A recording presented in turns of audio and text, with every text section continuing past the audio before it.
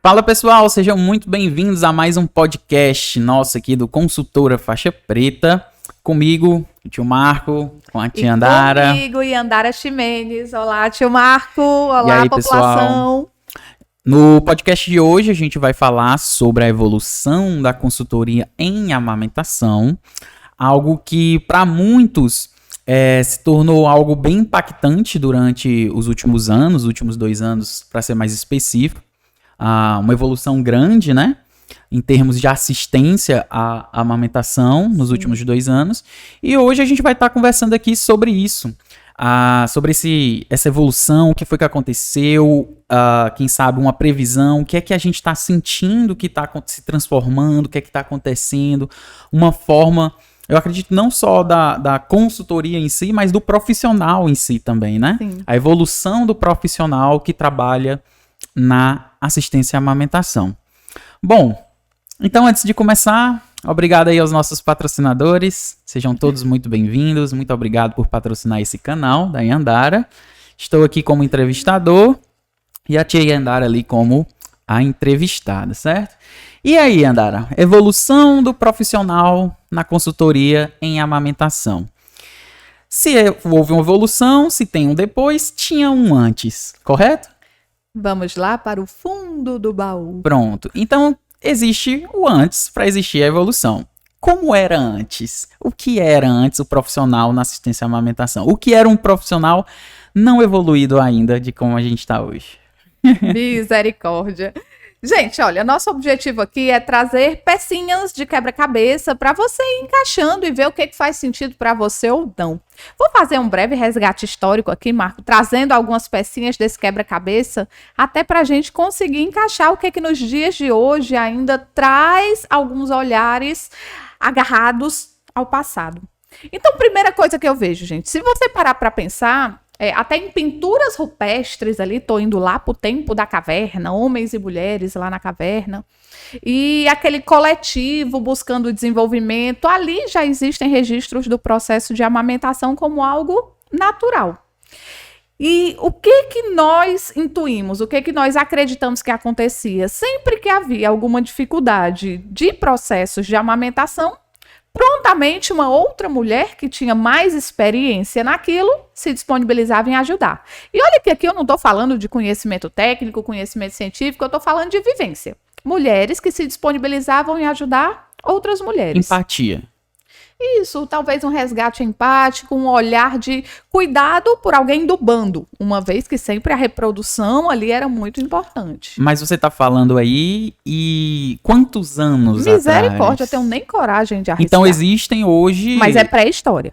Tá. Então existe, a gente tem ciência disso, de que hoje dados, como você falou, até pinturas rupestres, de que a amamentação desse jeito acontecia naquela época. E deixa eu lhe dizer, porque a mulher naquele tempo era vista como uma divindade. Recebe, viu, mulheres? A mulher era uma divindade capaz de dar luz a um outro ser, a uma outra vida. Então, quando você vai observar esculturas, desenhos, essas pinturas pré-históricas, principalmente ali no início já da escrita, as mulheres eram vistas como algo muito precioso, muito importante. E, especialmente, a gente observa que o que representava ali o útero da mulher, o ambiente fetal, o abdômen da mulher, ele é representado normalmente como algo grandioso, certo? É algo que merece um olhar mais detalhado. E aí vem, né, a história, vem a mulher como um ser que, a mulher é o ser que dá a luz. E isso aconteceu durante muito tempo, até que um dia começaram a correlacionar a presença do homem na reprodução. E aí chega comigo, porque se a partir de agora o homem tem papel ativo na reprodução, então agora já não é mais tão só a mulher soberana, né? A partir de agora nós temos seres envolvidos. E obviamente que vem toda uma questão cultural por trás disso, toda uma questão até de cunho religioso muito forte. E aí a gente pode dar um salto ali para a Era das Trevas, quando a mulher começou a ser vista não como mais aquela mulher empoderada, aquela mulher que era digna de ser adorada. Não, a mulher agora era uma reprodutora e ela dava sequência como é que eu posso falar? A reprodução da espécie. E agora tem um detalhe importante que eu quero falar contigo. Começou a existir uma ideia de que se o homem era ativo na reprodução, ele também era dono dos filhos.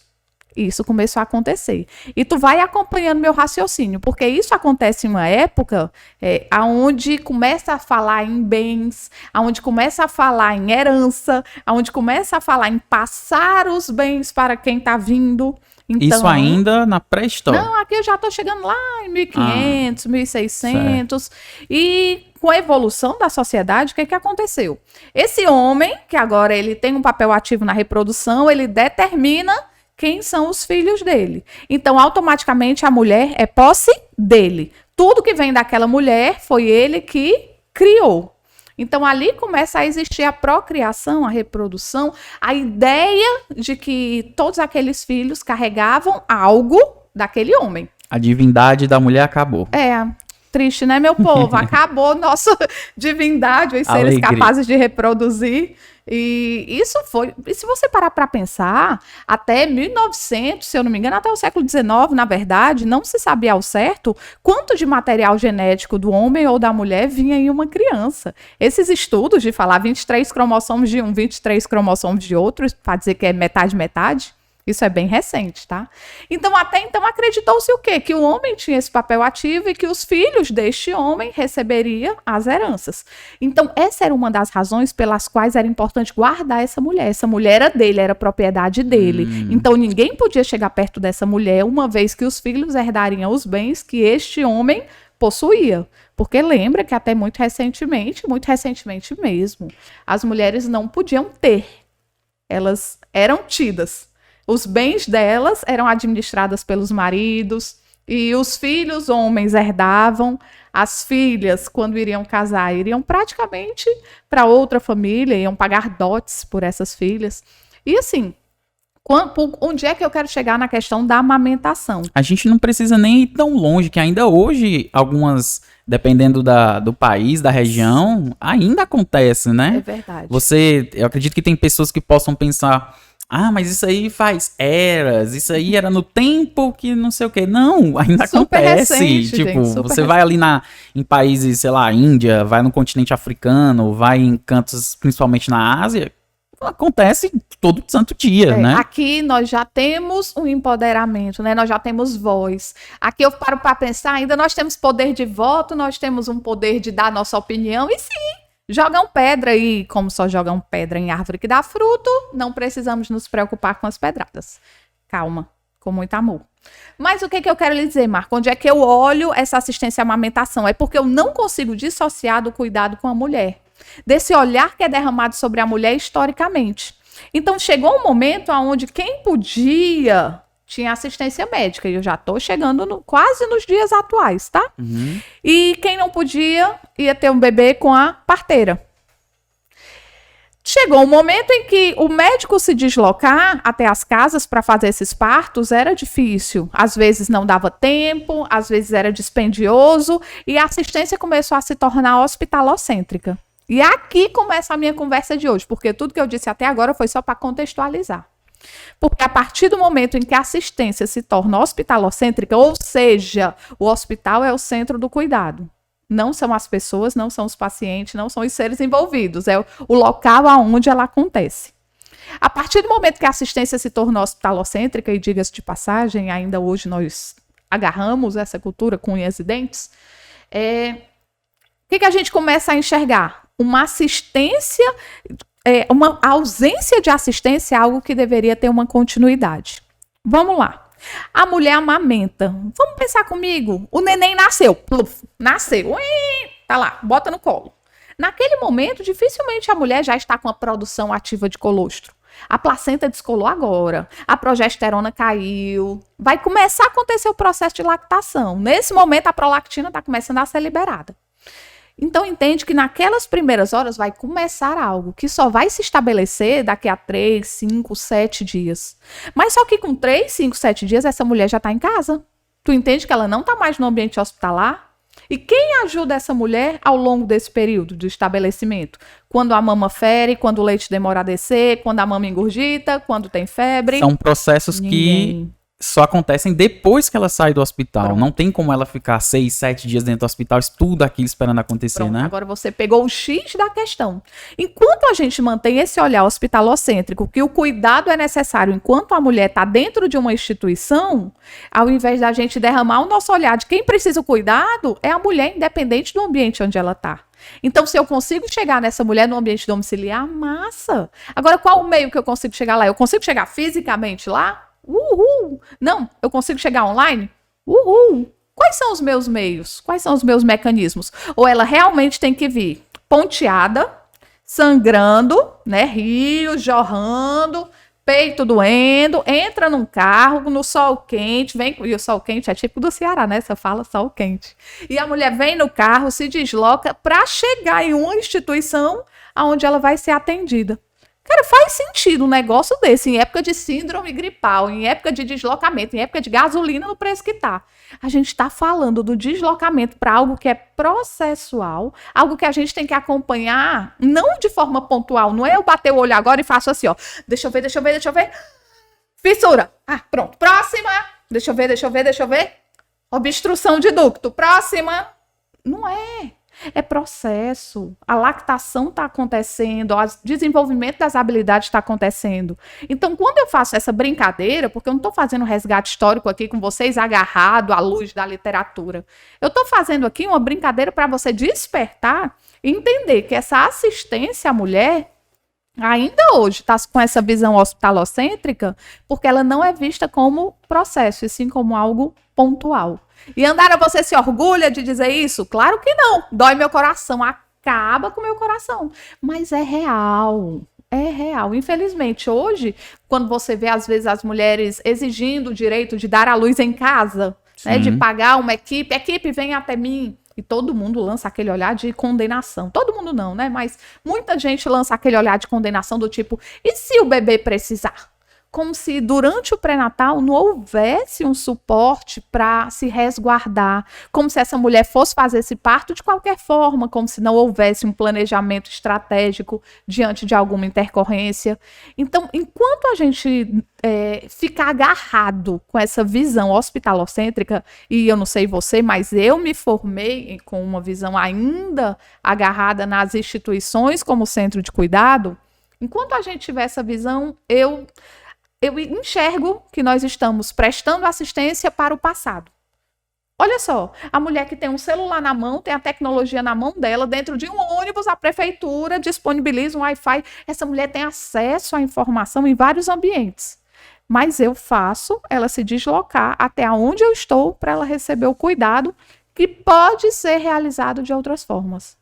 Então, não é mais questão de se é real ou não. É questão de aperfeiçoamento de técnicas. É a semiologia que eu tenho que aperfeiçoar, é a semiotécnica. O que eu vou ter que treinar? Ou eu vou me agarrar? Não, porque se a inspeção não for presencial, se eu não fizer o toque, talvez isso seja uma construção do trabalho, da ideia de trabalho braçal. E a gente tem que entender que o futuro da assistência, ele não é hospitalocêntrico, e eu acredito firmemente que ele não é presencial. Toda essa evolução que aconteceu, que você está mencionando agora, começando a mencionar, ela, assim, aconteceu muito rápido. Bom, pelo menos eu conto muito rápido, né? Mas assim, aconteceu, querendo ou não, a gente evoluiu muito nesses últimos 2 anos, certo? Sim. Por que é que foi preciso? Por que você acha realmente que foi preciso a gente passar por isso para que as pessoas olhem e digam é possível, e não antes quando dava para implementar sem ser a força, dava para ter começado sem ser desse jeito? Por que é que você acha que ainda não foi implementado antes esse tipo de assistência, né? Marco, eu creio que porque nós, enquanto seres humanos, nós precisamos ter verdades absolutas e crenças para nos apoiarmos. Então, quando eu faço a minha faculdade diz assim, ó, aferir a temperatura, coloca o termômetro, fica de tanto a tantos minutos, registra no prontuário. Eu aprendi um passo a passo de como me comportar em uma conduta presencial. Quando isso migra para o ambiente online, por exemplo, eu tenho que desenvolver uma nova estratégia, eu tenho que buscar, eu tenho que literalmente me permitir descobrir o novo, ou aprender. E aprender dói. Aprender é muito chato nesse sentido de dizer desconstrói. Não é que é ruim, é que desconstrói. E essa desconstrução pode trazer insegurança. E nós não fomos feitos para insegurança. Nós fomos feitos para estar em ambiente onde nós somos Power Ranger branco, né? Puxa vida, eu fiz 5 anos de faculdade, eu fiz minha especialização, eu fiz o meu mestrado. Quando eu me posiciono dentro de uma instituição, quem passa na calçada e me vê fantasiada ali, já sabe qual é a minha função, o que é que eu faço. Ou pelo menos tem uma ideia de qual é o meu papel profissional. Mas quando eu estou na internet, num ambiente social, assim, de mídias, né, sociais, essa pessoa não sabe o que eu posso fazer. E nem eu consigo comunicar muitas vezes. Quanto a gente tem que aprender? Então, quando a gente pega e abre um livro, vou estudar aqui. Vamos lá, baixa o Resende aí, vamos lá. Qual ano? Qual é a edição? Qual a tiragem? Quanto foi atualizado? Não, mas eu vou pegar aqui um manual bem atualizado, um manual de 2019, vou olhar. Será que 2019 já tinha essa visão de possibilidade de assistência online? E eu não tenho a menor dúvida que é questão de tempo para que MEC e outras instituições, eu creio, que tragam essas sugestões para dentro do ambiente acadêmico, para a implementação disso. Porque como é que eu posso viver estudando para o passado, olhando para o passado e caminhando em direção ao futuro? Não faz sentido. Hoje, quando você pergunta por que aconteceu tão rápido, marca ao mesmo tempo um pesquisador que estava fazendo uma pesquisa do coronavírus na Europa, na Oceania, onde quer que esteja. Instantaneamente, eles estavam de forma síncrona, todo mundo ao vivo, trocando informações. Viajei no tempo. Há 3 anos atrás, 5 anos atrás, quando se falava em pesquisa, como é que tinha que ser? Traz o pesquisador para o país, para o pesquisador reproduzir a apresentação. Hoje ele faz a mesma coisa, só que a diferença é que agora é diante de uma tela. Então, quando falaram assim, ó, bota máscara, faz não sei o quê, foi muito rápido. Todo mundo tinha acesso à informação muito rápido. Eu não estou falando sobre opinião, sobre formação, sobre decidir fazer ou não. Mas a difusão do conhecimento na era da tecnologia, ela é muito rápida. Mas aí, nós temos aí, então, pelo que você falou aí, deu a entender que muito do que foi segurado, muito pode-se, não sei se culpa, acredito que só questão de dinâmica, de evolução mesmo, as instituições ali de educação, que por muitas vezes o aluno, né, a pessoa, está evoluindo de uma forma e a instituição evoluindo em outra muito mais lenta, com muita mais burocracia, com muito mais coisas, enquanto a evolução está indo do lado disparado. Muitas vezes, talvez algumas instituições tendem a ficar segurando. Mas ela tende porque ela tem regras a seguir. Ela precisa estar credenciada junto a outra instituição para validar. Então, daqui que aconteça, a sensação que eu tenho é que não acompanha. Então, é buscando o problema. Então, a raiz. Então, tudo bem, a gente tem a instituição. Por que ela assim? Quem determinou que ela tem que ser assim? Opa, então, vamos ver. É o governo, tá? Por que é que o governo ainda não despertou para isso, né? É porque o nome governo parece uma coisa muito assim, a culpa é de todo mundo e a culpa é de ninguém. Né? Fica muito frágil a gente falar nesse sentido. Mas de que forma cada um consegue contribuir, eu acho isso importante. Sabe quando é que eu te digo isso? Quando chegou no ano de 2019 e eu estava participando das bancas de trabalho de conclusão de curso, todo semestre tem os TCCs e a gente participa, é um momento incrível, troca de experiência, o aluno apresenta o trabalho, todo mundo bate palma, aquele momento de vibração, a família fica feliz, tarará. E quando chegou no ano de 2020, que eu disse assim, agora os TCCs. Aí disseram, não, vai ser online. Eu disse, online? Online? E o glamour? E a palma? E os presentinhos? Aí o presente da banca de TCC, os apurados. As lembrancinhas. Gente, é muito bom. Uma caixa de chocolate é momento de felicidade para 1000 dias. Mas olha, pensa comigo, fala sério. Eu, acredito eu que tenho mentalidade aberta. me posicionei dessa forma. Na hora eu disse, e cadê porque a minha sensação era que estava faltando a cerimônia. A cerimônia em si, do pegar a ata, fazer a leitura. E na primeira vez que eu sentei com uma banca de TCC online, que eu fiz a leitura da ata, eu disse, vale, é real. Apresentou. Olha só. Olha, o seu trabalho, a gente vai se reunir reservadamente. Sai todo mundo, faz uma reunião reservada online, a nota é tal. Pronto, voltamos para o aluno e damos a nota final. Eu acho que aquilo ali foi um sacode muito grande na academia. Porque antes, para qualquer TCC, a gente se deslocava 40 quilômetros, 20 quilômetros, o aluno vinha do interior, todo de roupa longa, no salto, a aluna vinha toda na pose para fazer a apresentação.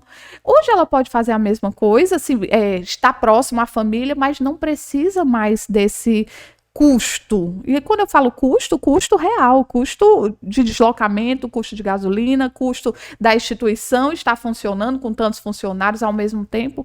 Então, muita coisa aconteceu. Quem acompanha? Nara, e falando aí da questão dos TCCs, que você fiscalizava, né, o TCC? Na verdade, participo da banca, orientadora, né? Mas, então a gente tem lá vários alunos que entraram, na verdade, no mundo totalmente online das instituições, porque foram obrigados, né? Agora tá todo mundo online. Sendo que a gente sabe que online misturado com internet, acaba que a gente não tem, acho que a gente até falou isso num tema passado, acaba misturando ali as distrações, ficam muito mais evidentes. Porque querendo ou não, você tá em casa, na sua zonazinha de conforto, você tem ali na palma da sua mão seu celular, que tem trocentos aplicativos que você pode se distrair. E o online, a ideia do aluno de poder ir lá, aquele sangue no olho, que eu quero me formar, que eu quero tirar 10. Você é responsável por você. Isso, eu acho que acabou se tornando algo do tipo, eu vou, só os melhores, aqueles que realmente queriam, vão com a faca no dente para resolver o problema, e aqueles que sempre foram medianos, tem a possibilidade de continuar. Não, peraí, que o problema, às vezes, eu não falo nem ser mediano, porque muitas vezes é uma opção o buscar o conhecimento. Agora, o que eu acho? Tirou a fragilidade da desculpa. Sim. Porque, preste atenção, hoje eu posso participar de um congresso em Portugal sobre amamentação da sala da minha casa, sem ter os custos da viagem, custo com passaporte, custo com tudo que teria anteriormente. Marco, quando eu tenho essa oportunidade, eu vibro. Eu sento e vou anotar pedacinho por pedacinho. Não entendi uma palavra, tá aqui o computador, do meu lado tá aqui o celular, eu olho o que é a palavra, escrevo. Cara, eu consigo aprender, certo? E eu sou responsável pelo meu aprendizado. E a partir do momento que eu dizia assim, mas é tão caro aprender, é tão longe, é tão distante, mas eu não consigo. Cara, eu tenho historinhas e reais para justificar tudo aquilo que eu estou dizendo. E eu sinto a mesma coisa quando a gente migra para o ambiente da faculdade, quando a gente migra para o ambiente acadêmico, o aluno perdeu a chance de dizer assim, mas todo mundo entende menos eu, porque é igual para todo mundo, agora é literalmente igual.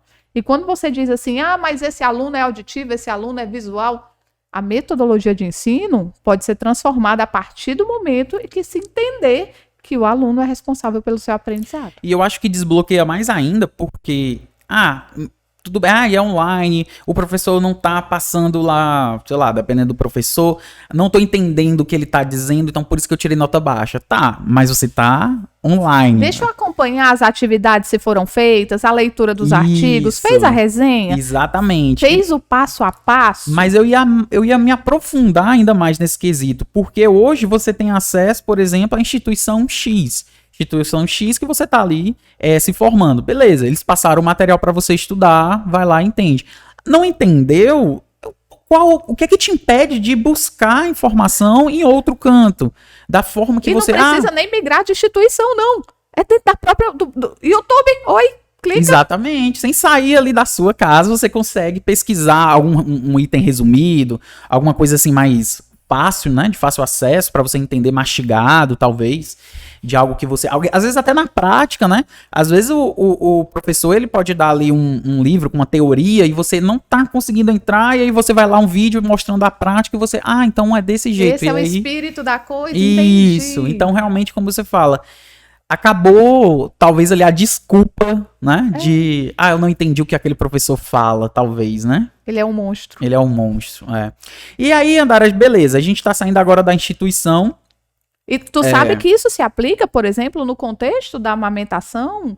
Hoje, muito real, quando a gente sai do hospitalocêntrico, dessa visão hospitalar, e hoje quando a pessoa diz assim, tá bom, entendi, Andara, faz sentido não deixar a mulher internada por 7 dias até estabelecer a amamentação, faz sentido acompanhar de outra forma.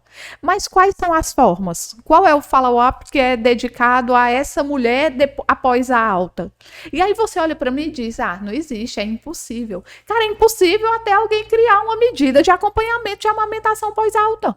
A partir do momento que um plano de saúde, é verdade, as mulheres precisam ser acompanhadas porque as crianças que mamam vão adoecer menos, essa mulher que amamenta tem uma menor predisposição a determinados tipos de disfunções, então vamos apoiar a amamentação. Será que um dia um plano de saúde vai entender que isso é barato, vale muito a pena para eles e vai instituir?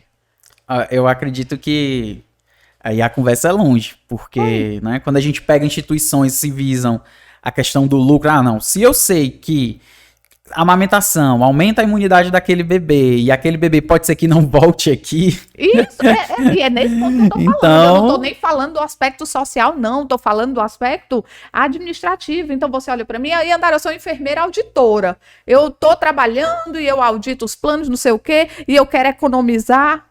Quais são as medidas de promoção que você faz de saúde das crianças? Porque é um investimento certo.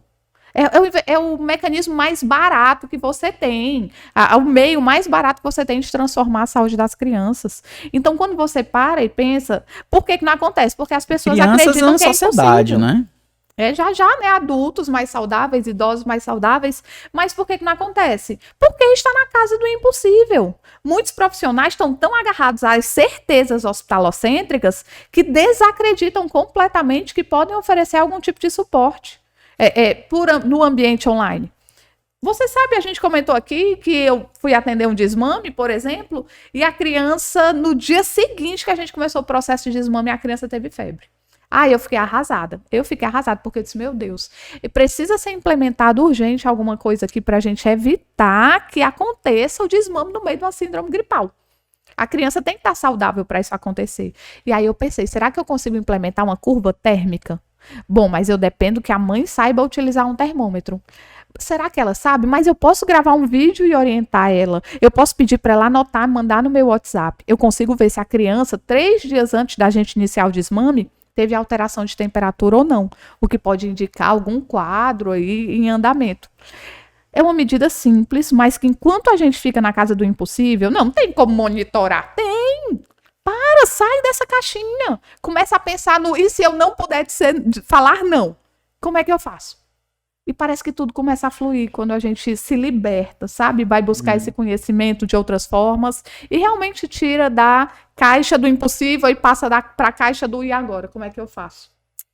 E o engraçado é que, olhando assim de fora, o nicho que a gente está trabalhando, o nicho que a gente trabalha aqui, da que a gente está falando, a amamentação, a consultoria, a amamentação, a evolução do profissional, cada dia mais eu vejo que a gente tá numa gotinha ali do oceano que tá ainda em expansão.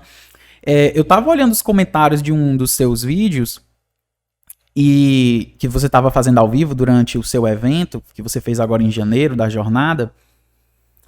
E um dos comentários eu vi uma técnica, ou uma profissional de enfermagem, eu sei que tinha escrito ENF, né, no nome, então eu não sei se realmente qual categoria ela se encontra, mas acredito que seja profissional de enfermagem. E quando você começou a falar sobre a consultoria amamentação, sobre aquele negócio todo, ela comentou algo do tipo assim, eu amo essa área da amamentação, eu amo todo tipo de práticas integrativas. E aí eu olhei aquilo e fiquei, né, que tô assim de longe, eu amo práticas integrativas. Como se a forma como ela falou foi como se aquilo fosse algo tipo, sabe, é só um acessório, é só uma coisa que auxilia, né? E aí, conversando com outras pessoas, elas que fazem as práticas integrativas, aí trabalha com aromaterapia, trabalha com auriculoterapia, né? Aquele negócio, essas outras áreas, elas falaram a mesma coisa. Do tipo, eu já não. Eu tô correndo para que isso não seja algo, um tipo de prática que seja algo acessório, auxiliar, e sim que seja algo que possa... Mas que as práticas integrativas possam colaborar para que o processo de amamentação aconteça. Exatamente. Eu não desmereço, eu acho top a galera das práticas integrativas, inclusive o profissional de enfermagem é um profissional habilitado a desenvolver as práticas integrativas, e eu acredito que aqui fica uma oportunidade de elo. Como você pegar aquilo que você já faz e conectar. Cara, isso é muito desafiador. Agora, o meu medo é que as pessoas não enxerguem a fundo a assistência. Como, por exemplo, eu estava vendo recente, há 2 dias atrás, hoje é dia 19 de janeiro, né? Eu estava vendo há 2 dias atrás as determinações do Conselho Federal de Enfermagem sobre as áreas de especialização do enfermeiro. E assim, existe a área adulta, existe a área infantil. Não tem ali dentro das áreas da especialização o binômio, o eixo materno-infantil. É muito específico. Não estou dizendo que ele está errado, mas eu estou dizendo que vai expandir. É questão de tempo para isso ser repensado. Porque quando eu presto assistência à mulher, segregado, da criança, eu perco a vinculação que precisa existir. Essa vinculação acontece especificamente ali no processo de amamentação. É uma linha ali que tem que acontecer, que é mãe e bebê, área do infantil, fase adulta. Isso. É uma fase diferente, é uma fase que tem que ter toda uma categorização só para aquilo, sobre o que você vai estar trabalhando com... estipulando só nessa fase. Sim, vamos para os casos atuais. Antes de sentar aqui, eu estava fazendo um atendimento, você sabe bem. Uma mãe que, depois de 20 horas de trabalho de parto, não conseguiu evoluir para o parto normal, foi passar por uma cesárea de urgência, teve um sangramento grande. Final da conversa. Quando o neném chegou no braço dela, ela e o marido exaustos, ela dormiu. Ela estava com o neném sobre ela e ela dormiu. E ela acordou com o neném chorando no chão. Preste atenção, não é sobre atender a mulher ou o bebê separadamente. É o todo, é enxergar o todo. Essa mulher não pode estar nessa circunstância sob risco de queda do bebê. Entende? O que eu tenho que olhar? É só a mãe? É só o bebê? Corre com o bebê, vai para UTI, né? O bebê teve uma fissura, tarará, craniana. Gente, não é só segregar o saber, mas é como unir isso. E o olhar para essa mãe que derrubou o bebê? Cara, como é que fica? E né? olhar. E como eram os profissionais que olharam para ela, né? A forma como eles olharam. Isso aí é muito, realmente... É doloroso. Tem que ter é doloroso realmente... porque é capaz de alguém ter pensado assim. Irresponsável. É capaz de alguém ter tido um pensamento desse. E não ter levado em conta que ela passou 36 horas acordada. Entre trabalho de parto, entre cesárea, entre hemorragia puerperal, entre estar com seus bebês no braço. Eu acho que a cesárea é a única cirurgia de médio, grande porte que as mulheres se submetem e que todo mundo espera que depois de 6 horas ela esteja sorrindo e andando, praticamente. O povo tá sentindo a perna? A pessoa... Tá sentindo? Senta. Não, tá sentindo? Senta. Frescura. Não, gente, não é assim, não. É que quanto vai ali, né? Então, essa criança caiu, a culpa da mãe, que negócio de culpa, tira essa palavra do cenário. Mas entender que existe uma responsabilidade profissional dentro dessa circunstância de observar quais são os riscos inerentes a esse quadro, trata-se de materno-infantil. Porque se eu olhar só para o bebê, eu digo assim, ele tem que ser amamentado, ele tem que mamar. Se eu olhar só para a mãe, eu digo assim, como é que tá a cesárea? Tá tudo bem? Tá sangrando? Não tá? Eu quebro. Onde é que eles se unem? Isso é um saber específico. Tá. E aí, Andara, esse bebê saiu do hospital junto com a mãe, binômio, saiu. Peraí, saiu. Ele ficou 6 dias internado na UTI, certo? Esses 6 dias que ele ficou internado na UTI, esquece a amamentação. E ok, a prioridade naquele momento é a vida do bebê, entender o que aconteceu. Mas será que existe em algum momento a perspectiva de, dona Thaís, chega aqui, a senhora pretende amamentar? A senhora, quando o bebê estiver alto, a senhora vai querer amamentar? Porque o neném aqui dentro tá tomando fórmula. Quando ele sair, você quer tentar? E foi muito doloroso, porque quando eu acolhi essa mulher, ela me disse assim, Andara, até agora eu não consegui nada do que eu quis. Eu não consegui o meu parto, eu não consegui amamentar. E ela foi trazendo uma série de demandas. E qual é o meu papel? Não é acolher só a mulher Thaís, mas o binômio que está chegando. Quais são as possibilidades? Quais são as perspectivas? E é legal porque ela veio para mim 1 ano depois de eu ter atendido a irmã dela, que veio também com muitas dificuldades no processo de amamentação. Então, assim, essa compreensão de realidade. São mulheres que no Rio de Janeiro eu consigo chegar, eu consigo com o celular na mão, sentado em uma mesa, oferecer suporte, oferecer o meu conhecimento, pensar e repensar diariamente estratégias de como eu posso melhorar minha comunicação. Quando eu abro aqui, quando eu pego um peito desse no meio de um atendimento e vou abrir, gente, tá aqui, e o peito dentro é assim, e você tem que massagear assim para fluidificar o leite que está acumulado aqui. Isso aqui é eu quebrando a minha cabeça com estratégia de aprendizado para tornar mais fácil, compreensível aquela minha orientação. Ninguém na faculdade sentou comigo, meu mestrado em saúde da criança, ninguém sentou comigo e falou, Andara, quando estiver na frente do computador, leve, indique. Não, um ângulo de 40 graus. É capaz de ter aprendido algo assim, né? 45 graus, posicione-se lateralmente. Não, cara. E com o olhar sem expressões. Comunicação não verbal, alinhada. É capaz realmente... Faz igual a minha vez que a mãe foi fazer a ordem e o leite veio na tela e eu... Então, enfim, né, está aberta ao conhecimento, está aberta a entender que está mudando.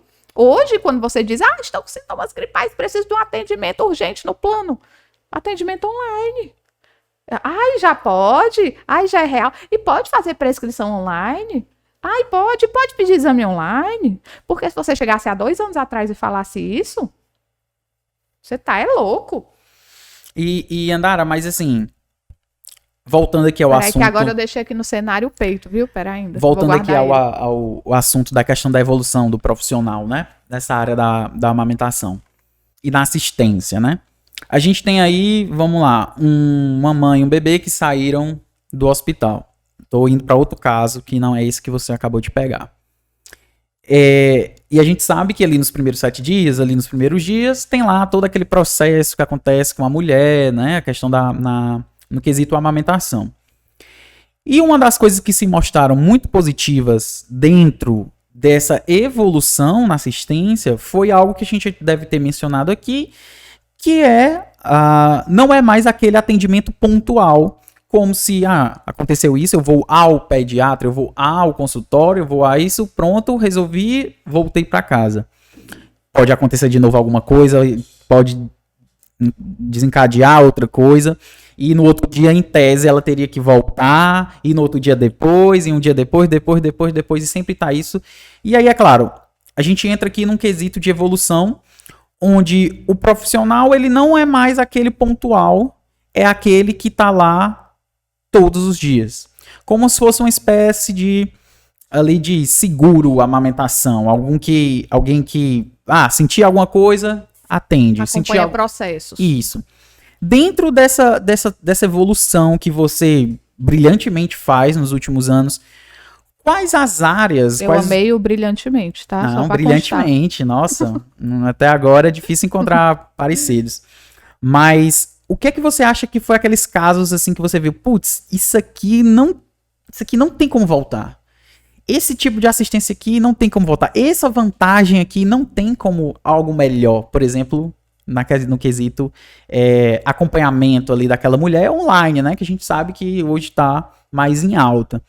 Qual dessas benefícios, dessas vantagens você olhou fazendo, começou a fazer e despertou? Na hora que você estava fazendo, despertou. Nossa, isso aqui é o que eu vou fazer. Sem dúvida nenhuma, eu vou te dizer, sem medo de ser feliz. Foi estar no momento em que está tudo encaixado para acontecer. Deixa eu botar na entrelinha. Eu vou fazer a retirada de um intermediário de silicone agora. É uma mulher que está amamentando há 3 dias no intermediário de silicone e eu vou me posicionar para fazer essa retirada. Estudando, quebrando a cabeça, o que eu sei? Que quando eu vou fazer essa retirada, o que eu peço para a mulher? Amamente o seu bebê, quando ele estiver ficando sonolento, você retira, finge que não está fazendo nada e traz ele para o seio novamente. Eu preciso do bebê sonolento No momento ele tá sonolento. Se ele tiver alerta, se ele estiver chorando, não vai rolar. E aí, o que eu hoje consigo perceber? Eu vou fazer um atendimento online, fiz a anamnese, preenchi a ficha de atendimento, o objetivo daquela mãe é a retirada do intermediário. Eu pergunto, como é que tá o neném agora? Aí ela diz, tá aqui, ó, acabou de acordar. Pronto, acabou de acordar, lascou. Não posso fazer. Aí, Andara, tu nem tenta. Gente, tem que gastar a menor energia materna possível. Se eu já sei um caminho que a gente consegue ter uma grande quantidade de mulheres que atingem o objetivo, eu uso ele. Então, o que eu faço? O que eu digo para essa mulher? Eu digo assim, dona fulana, faz o seguinte, quando o neném tiver começando a ficar enjoadinho, querendo dormir, você manda uma mensagem para mim. E eu fico olhando pro WhatsApp, viu? Na hora que ela mandar a mensagem, mandou. Eu corro pro computador, liga, mando o link, vamos lá. Senta agora, bota a almofada de amamentação, começa a amamentar. E eu consigo estar presente no momento em que o bebê está disponível para o aprendizado ou para viver aquilo. Agora, pensa antigamente. Eu ia para casa da mulher, e aí vamos lá, dona fulana, tá lá o neném com choro forte, tá lá o neném alerta. Adianta a minha assistência naquele momento, e eu tô falando no que tange a amamentação? Nunca mamou. O menino nunca mamou, nunca foi ao seio, nunca aceitou o seio. Gente, eu preciso de uma criança alerta. Uma criança alerta que a gente consiga disparar os reflexos e ela entenda que ali é algo divertido. E eu vou conduzir olhando para o bebê, as reações do bebê. Aí a mãe me liga de como é que ele tá agora? Dormindo. Pô, Marco, ele tá dormindo. Tá dormindo. Como é que eu vou botar um menino que nunca mamou no peito, o menino tá dormindo? Não vou. Passou da hora. Não dá. Aí o que eu vou ter que fazer? Dona fulana, vamos fazer o seguinte. Na hora que o seu neném acordar, na hora que ele começar a se mexer, não espere ele chorar, você me avisa. E é onde eu ver com o celular na mão. E vibrou, o menino acordou. E acordou e corre, vamos sentar. Entende, ó? Não gastei gasolina, não tive que me deslocar, não passei 5 horas na casa da cliente esperando o neném acordar ou dormir. Então, eu consigo otimizar o meu tempo, a energia da mãe investida no processo e a efetividade dos resultados. Porque o online me permite estar aonde eu preciso estar, na hora que eu devo estar. E isso no mundo físico era muito difícil. É engraçado você falar aí, gastar o menos de energia possível da mãe, né? Otimizar tempo. E tá muito relacionado, fazendo aqui uma analogia, quando eu tô conversando com as alunas sobre negócio, né? Sobre o empreendedorismo. E assim, a gente conhece várias que acham que precisam investir milhares de reais em produtos, em equipamentos, em não sei o que, para começar. E aí eu chego para elas, né, depois de uma análise, depois de uma terapia, depois de conversar bastante, e aí a gente vê, gente, você não precisa de nada. Diz que você tá pensando. Tem um celular na mão? Tem um celular na mão, pronto, pois você precisa ir disso para começar. Quando as coisas forem aparecendo, quando você for realmente tendo ali o teu retorno, você vai se reinvestindo. Você não precisa de 1 milhão de coisas para poder começar, assim, né? Se paga as contas e reinveste. Se paga as contas e reinveste. Montão. Peguei um pouquinho daquilo que eu ganhei e vou reinvestir. No começo, é claro, audiência, captação de cliente, ok. Mas o que adianta você gastar milhares de reais em produtos, em coisas, se você nem sabe a parte 2 da história, né? Se você nem sabe aquilo que ainda está por vir. Então, eu acredito que essa filosofia também entra no mundo dos negócios, que é, vamos economizar menor energia melhores possível. Resultados Exatamente. Possíveis. Vamos ver se realmente é para você. Vamos ver se esse caminho que você está seguindo realmente faz sentido para você. Porque tem vários casos que a gente pega de meninas que começaram a empreender na amamentação, investiram muito para isso e acabaram talvez não se dando tão bem com aquilo. Ou ao contrário também, da mesma forma, né? Tem alunas que compraram laser, que compraram aquele negócio todo, aquelas arminhas de brinquinho e não sei o quê. Quando depois de investir tudo, descobriu que ganha mais dinheiro fazendo consultoria online em amamentação. Aí a gente fica, tá, viu? Né? Agora você acredita.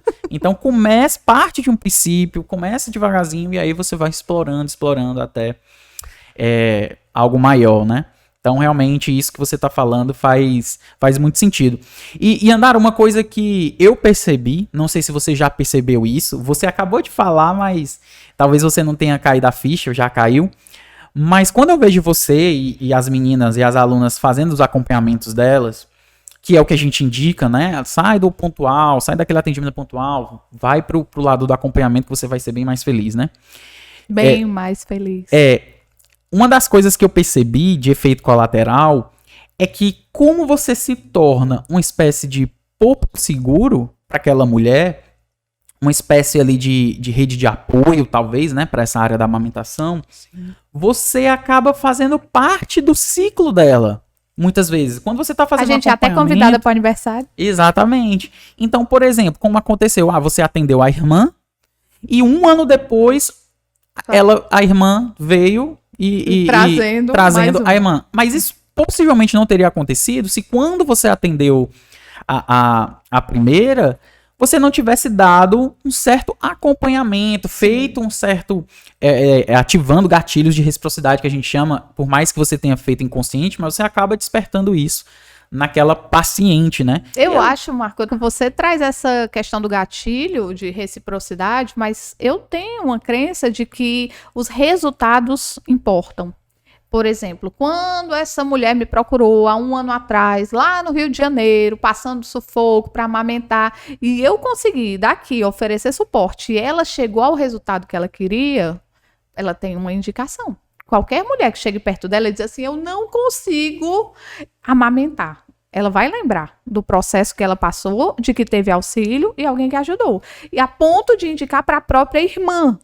Né? Porque se indicar para outra pessoa, mas indicar para a irmã, uma pessoa que ela ama e está próxima. Então eu começo a ver que com essa quebra dessas barreiras geográficas, com essa oportunidade de acompanhar, porque quando tira o olhar hospitalocêntrico, a gente tem a oportunidade de acompanhar. No hospital não dá. Não dá. Você vai internar uma paciente para acompanhar um processo fisiológico?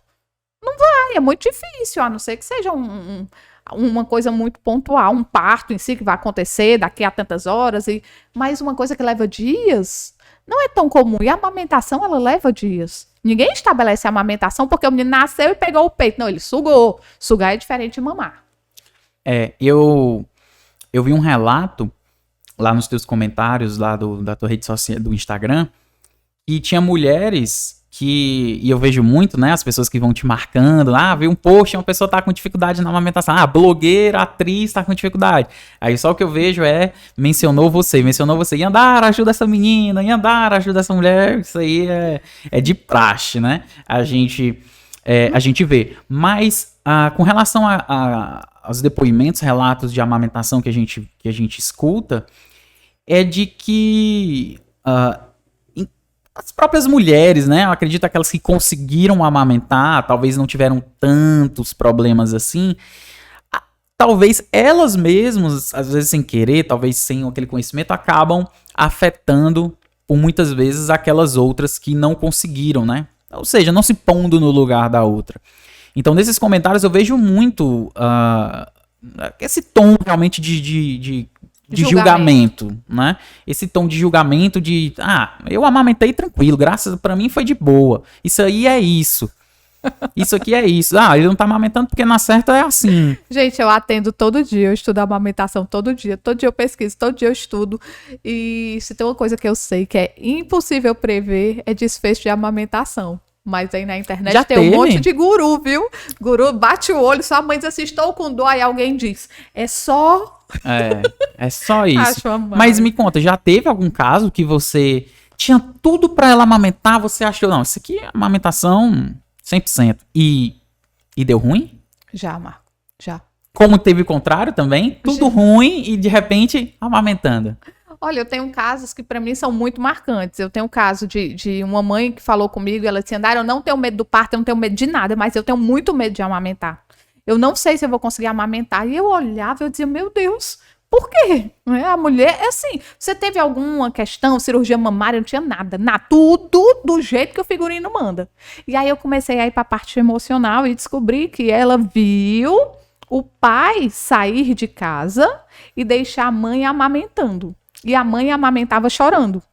Então, na cabeça dela, no íntimo, no subconsciente, em algum lugar guardado, o que aconteceu? Ela correlacionou a amamentação a sofrimento, porque foi o que ela viu. Ela nunca mais tinha visto ninguém amamentando, ela só viu a mãe amamentar a irmã chorando e o pai abandonando.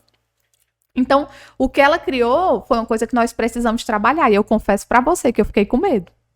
Eu tremi na base, porque embora eu sei que a literatura diz isso, e eu sabia da importância da minha assistência, mas eu tinha clareza de que em algum momento, algum gatilho do inconsciente poderia bloquear aquele processo de amamentação. Eu tinha muita clareza.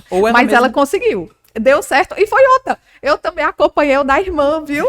Também acompanhei o da irmã meses depois, acho que uns 5, 6 meses, o nome da neném é Aurora, e acompanhei o da irmã dela. Então, assim, isso era um que tinha tudo para não dar certo, mesmo a fisiologia, na questão anatômica, tá tudo encaixada. Mas já tive também uma mulher orientada, tudo certo, ela sabia a teoria todinha, eu fiz o pré-natal com ela, e o neném nasceu com alteração de frênulo, bem importante, e fez o procedimento do frênulo, e estava desmodulado, estava com alteração oral, e foi encaminhado devidamente, porque eu não tenho esse negócio de reter paciente, não. Identificou a alteração, encaminha. E eu encaminhei essa paciente, essa mãe, e mesmo assim, a gente não conseguiu estabelecer o aleitamento materno exclusivo, precisou entrar com fórmula, o bebê não estava com ganho de peso dentro do esperado. E você tinha tudo para dar certo, mas não deu. E, Andara, uma coisa que eu vou te perguntar aqui. Já aconteceu, eu, assim, vi de fora, então não sei por dentro do caso. Tá. A questão do emocional da mulher. Então, por exemplo, vamos lá, a enfermeira, a consultora amamentação, aquela pessoa... Já me identifico logo, né? Pronto. E ela teve um filho. É capaz de, ela sendo consultora, profissional de saúde, consultora de amamentação, né? Estudou muito essa área. Sem nenhum tipo de problema aparente, digamos assim, físico, é capaz do emocional travar essa amamentação, mesmo ela sabendo tudo aquilo que o corpo dela tá dizendo? 100% de certeza absoluta que sim. Raciocínio clínico, né? Olhar clínico que você chama, né? Sim, sim. Olha, quando eu tô no pré-natal, eu olho pra uma mulher e digo assim, conta pra mim, como é que tu reage quando tu tá com muito sono? E ela disse, não gosto de estar com sono, não. Quando eu tô com sono, eu fico logo abusada. Eu fico logo brigando com todo mundo. Aí eu escrevo. Conta pra mim, quando tu tá com fome e não tá podendo comer naquela hora, como é que fica teu comportamento? Aí, às vezes, ela diz, quando eu tô com fome, olha, saia todo mundo de pé, porque eu quero comer. Certo, eu anoto. Conta pra mim como é que tu fica quando tá todo mundo dando pitaco, dizendo o que é que tu tem que fazer. Isso, ela tá grávida. 34 semanas, 35, e eu tô perguntando. Não falo nada do porquê. Mas a depender do que ela me disse ali, eu já sei que quando o neném nascer e ela tiver sob privação de sono, como é que ela vai se comportar? O que é que a mente dela traz à tona? Tá com fome. Ela chora. Quando ela tá com fome, ela chora. Tem mulheres que eu vou atender, que eu começo a falar, eu digo, olha, o que você acha da gente posicionar o bebê? Isso vai levar cerca de 20 minutos, aí ela faz assim...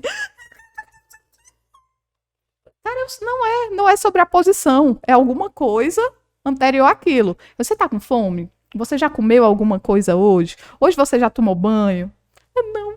Eu digo, pois vamos fazer o seguinte, eu vou desconectar agora, você vai tomar um banho, você vai se alimentar. Cara, enxergar o óbvio e que o hospitalocêntrico tira da gente. Então, quando você diz assim, o emocional bloqueia, bloqueia. Dependendo de como ela já se comporta antes mesmo de ter o seu bebê, é a forma como ela vai se comportar, só que isso vai ser muito potencializado por uma turbulência hormonal.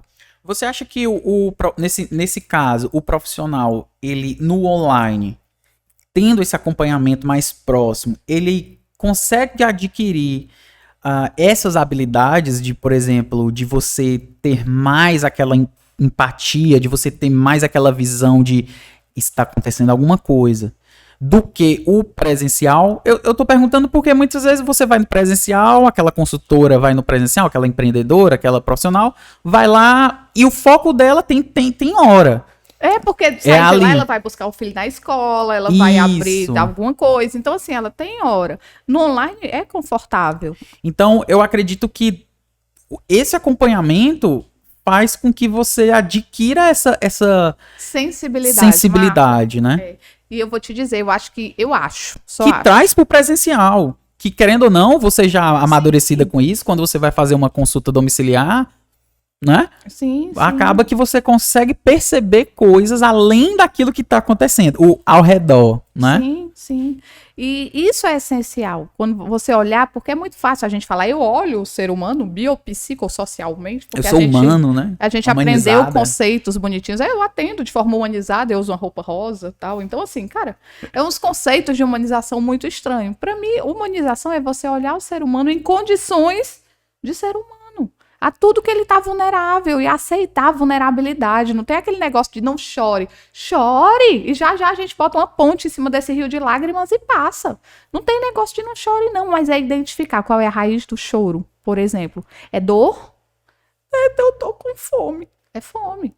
É que eu não durmo há 2 dias. É sono. Vamos identificar a raiz. Como é que eu vou trabalhar, sistematizar um cuidado em cima de algo que eu não identifiquei?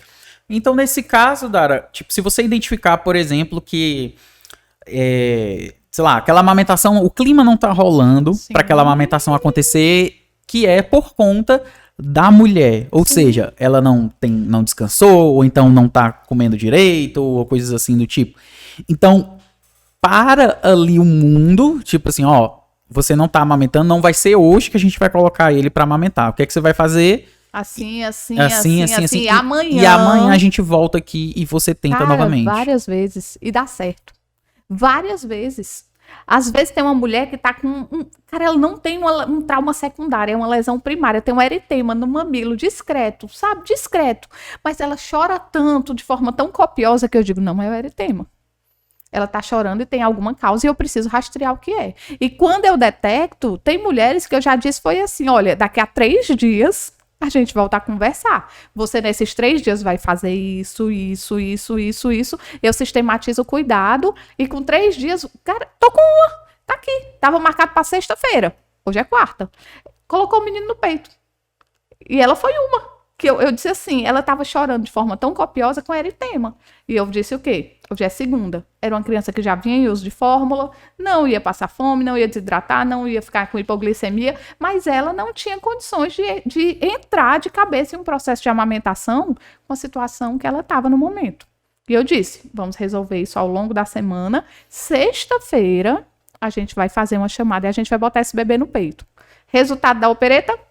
Recebi uma mensagem hoje, que ela botou sozinha o bebê no peito hoje. Olha que maravilha. Preste atenção, a causa primária foi reconhecida e foi feita alguma intervenção. Se eu não vou de lupa e de pinça, eu vou enxugar gelo. Mas o acompanhamento nesse caso, vamos lá, um profissional que foi pago para prestar esse acompanhamento. Vamos supor, você identificou lá que aquela mulher tá assim, ó, só vou voltar a falar com você em tal dia porque você precisa fazer isso, beleza. Tu é mal, hein? Tu fala de forma até malvada. Não, mas assim, eu quero entender, porque 24 horas depois, por exemplo, você que falou que ela tem que tomar um banho, descansar, comer, aquele negócio todo. Você entra nisso, por exemplo, no outro dia, você comeu, mesmo sua consulta, entre aspas, o seu próximo encontro sendo 24 horas depois. Um dia antes você fala isso, você entra em contato com ela, tipo, ó, você comeu hoje? Eu posso mandar mensagem, por exemplo. O que me impede? Porque a partir do momento que eu tenho clareza sobre o que está sendo a base daquela cascata, porque aí entra problema puxando problema. Quando eu identifico a base, eu anoto, tá aqui no cantinho da minha ficha de atendimento. Então, quando eu mando uma mensagem para ela no dia seguinte de manhã, eu vou muito focal. Não é assim, como você tá hoje? Não, eu identifiquei que o problema dela é que ela não conseguia comer há 2 dias, porque o menino estava no peito, tarará. Eu digo assim, conta pra mim como foi seu café da manhã hoje. É uma coisa muito focal, muito assim, até dói, né? Porque ela pode dizer assim, valha-me Deus, eu nem tomei. Aí a gente vai recapitular. Eu não tava nem esperando essa pergunta, né? O que você comeu hoje, né? O que você tomou café? Bom dia, conta pra mim. É bom dia, é boa tarde ou é boa noite? O que você tomou de café da manhã? Pronto, parece meio chocante. Alguém que olha de fora e não me conhece pode achar que eu tô sendo até... O que tem a ver a mulher tomar café da manhã com a amamentação? E eu acho interessante, Indara, porque é uma das coisas que a gente preza também dentro do mundo dos negócios, né? Que é chamar a atenção. e quebra de padrão. E você quebra um padrão.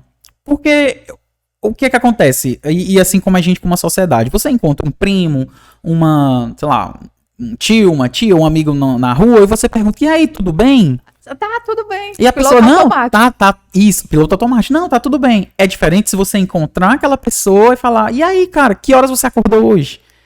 Então, tipo assim... Hã? Né? Não chama atenção. Não tinha pensado por esse lado, mas quebra padrão. Então, guarda na memória. A pessoa é mais fácil lembrar que você perguntou isso do que se ela lembrar de você que você perguntou tudo bem. Entendeu? Por exemplo, se você tá na rua, 50 pessoas falam com você por dia e todas perguntaram, e aí, tudo bem? Beleza? Como é que tu tá? Aquela 45ª que falou, você comeu hoje? Tá cansado? Tá acontecendo isso? Você já olha pra ela diferente, você já lembra dela e não daquelas outras que seguiram o mesmo padrão.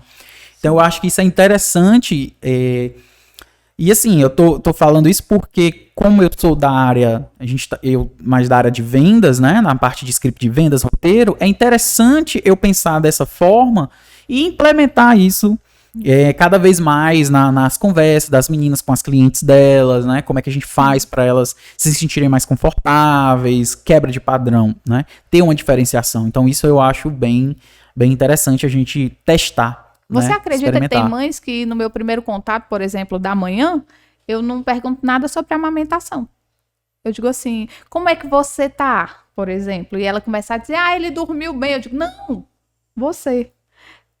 Aí acho que dá um gelo, assim, tipo, eu existo, é real, sim, sabe? Sim. Isso. É que nem mesma coisa, fazendo uma analogia. Às vezes eu pergunto para uma aluna, né, uma profissional que não é novata, que esteja chegando, e eu falo mais ou menos assim, o que é que você faz, né?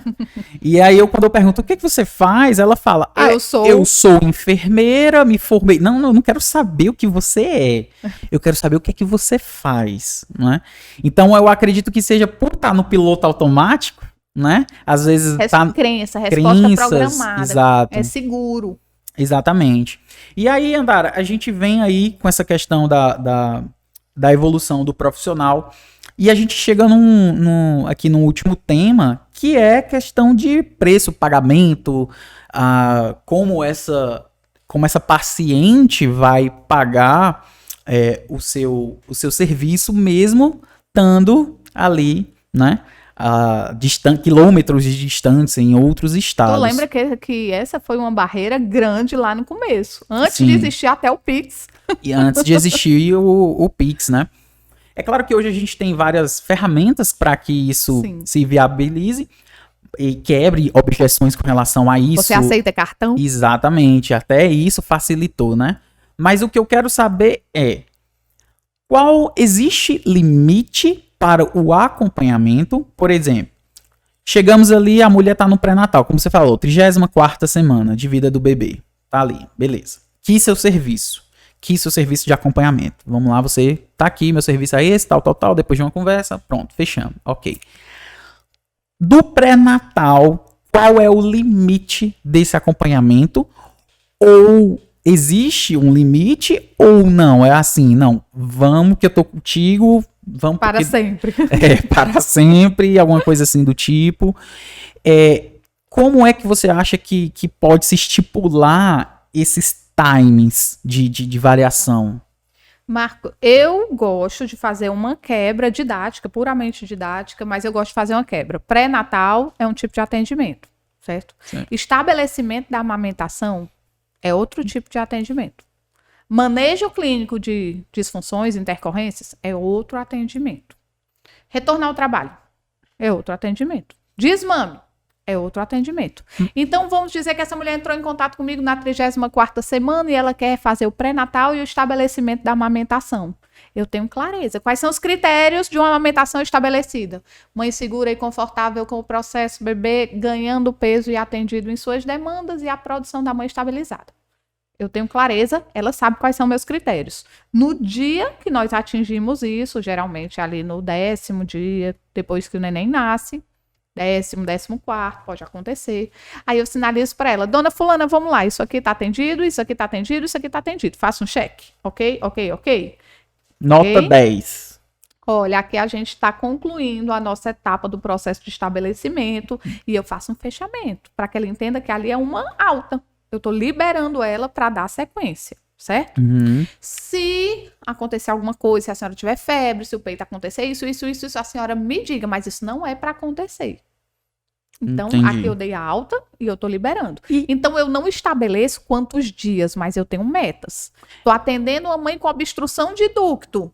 Eu sei que é uma obstrução de ducto. Se vai desobstruir em 2 horas, ou 24, ou 72, vai depender do comportamento dela, de como o bebê está evoluindo, se está conseguindo amamentar em 4 apoios, tarará, tarará, tarará. Eu não determino quantos dias ou quantas horas, mas eu determino o ponto final. Que é o meu ponto final? Desobstruiu. Tá fluido. Então é mais voltado não para fase, mas sim para o resultado do Objetivo que ela do lhe atendimento. procurou. É. Né? Qual a expectativa? Essa. Atingir? Isso aqui é o meu critério de alta. Entendi.